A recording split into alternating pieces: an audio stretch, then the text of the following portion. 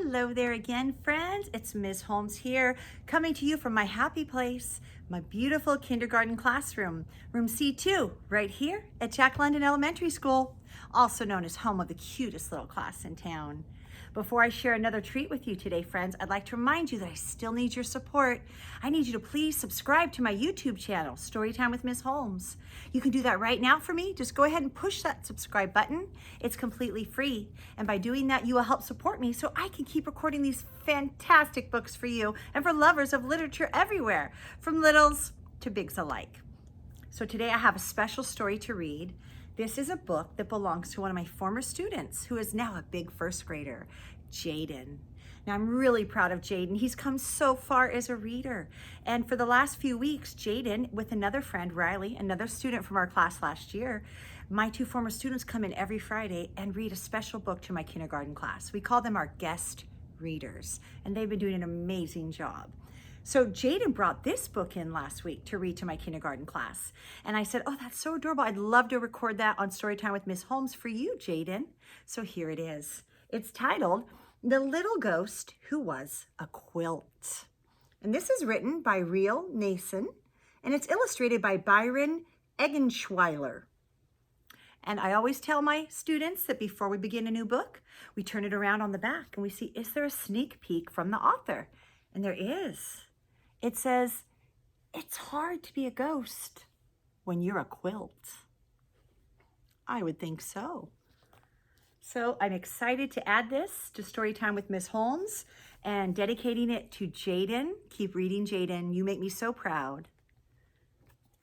Oh, you see some quilt patchwork here on the inside cover. The Little Ghost Who Was a Quilt. Written by Riel, Nason, and Byron, Eggenschwiler.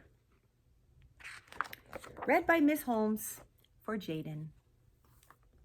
Once there was a little ghost who was a quilt.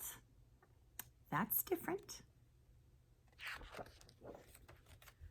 He didn't know why he was a quilt. His mom and dad and all his friends were sheets. They were light as air. They flew high and fast and twirled and whirled in the sky. They could even ride on a gust of wind and then whoosh, back to the ground like they were going down an invisible slide. The little ghost who was a quilt was heavy because of his layers of fabric. It was hard for him to lift off, and he was a slow flyer. He got hot and sweaty when he tried to go faster. The only time he attempted to twirl and whirl, it didn't go well. One day, he and his friends were at the park when they heard someone coming. His friends zoomed away because ghosts are terrified of people. But the little ghost couldn't escape quickly enough. He flopped over a bench. A family came along, and a little boy who was eating an ice cream cone sat down beside him.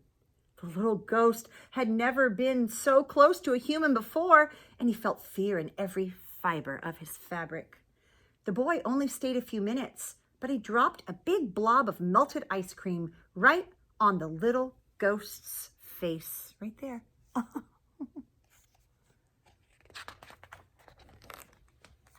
Later, when some other ghosts saw him, they laughed at the stain on his forehead, right there from that orange ice cream. The little ghost was embarrassed and also very sticky.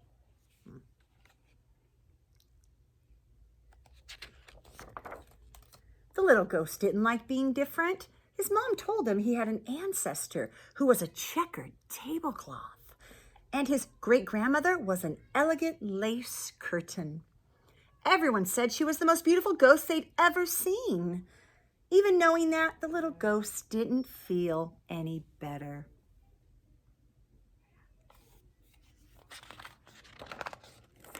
But there was one day that always cheered him up. Halloween!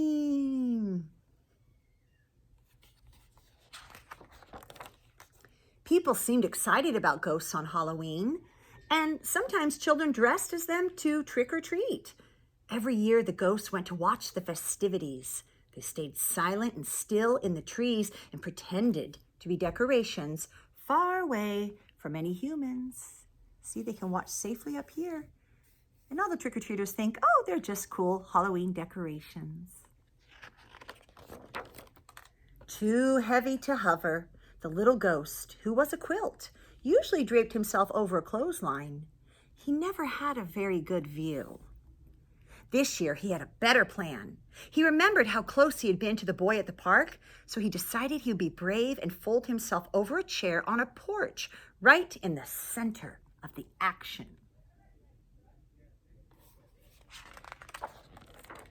Halloween night came, and the little ghost flew as fast as he could, but he was only halfway across a lawn when he heard people coming. Uh-oh. At the last possible second, he flopped over the porch rail.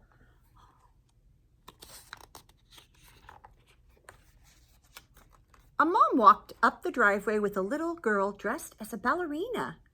With the little girl trick-or-treating, the mother asked the man at the door something. See, oh, there's the ballerina trick-or-treating.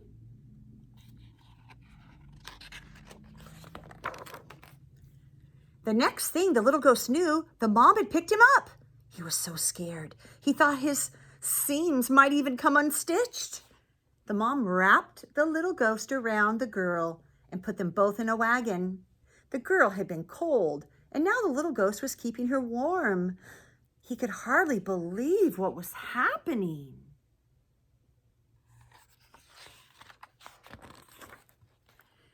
They headed down the street past his friends in their tree. "No, don't go," one whispered. "What are you doing?" The little ghost decided to fly away as soon as the girl got out of the wagon to trick-or-treat again. But the mom didn't turn into the next yard, or the one after that. And by the time she finally walked up to a house, the little ghost was panicking. How would he get away?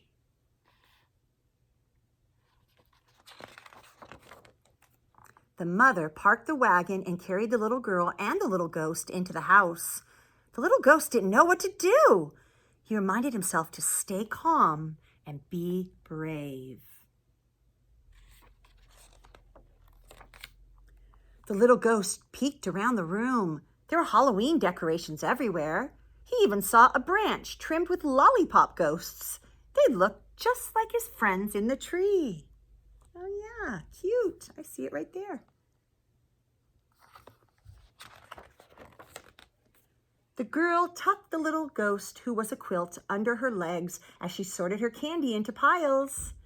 He felt surprisingly cozy. Maybe things would turn out okay after all. The girl ate a chocolate bar, and when she wiped her sticky fingers on the little ghost, he didn't even mind. Yeah, this is the best part. At the end of the night, when you sort all your Halloween loot, right?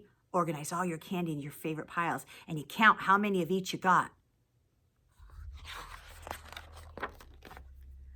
After the little girl was asleep upstairs, her mom gently folded the little ghost, who was a quilt. She smiled and admired his fabrics and traced her finger along a line of his stitching. It tickled.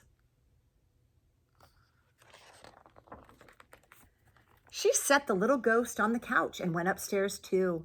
And when she was gone, he flew into the fireplace and out the chimney.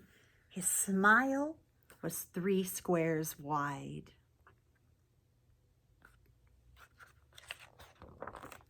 The little ghost's friends cheered and rushed over to him. They were amazed by his courage and wanted to hear every detail of his adventure. They flew slowly along with him all the way home.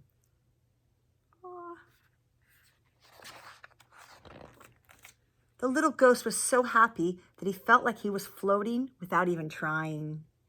Everything that had happened was because he was a little bit different. Everything had happened because he was a quilt. I love it. There's the beautiful quilt pattern. The little ghost who was a quilt. That was for you, Jayden. Thank you for sharing this beautiful book, and thank you for reading to my kindergartners every Friday. Miss Holmes is proud of you.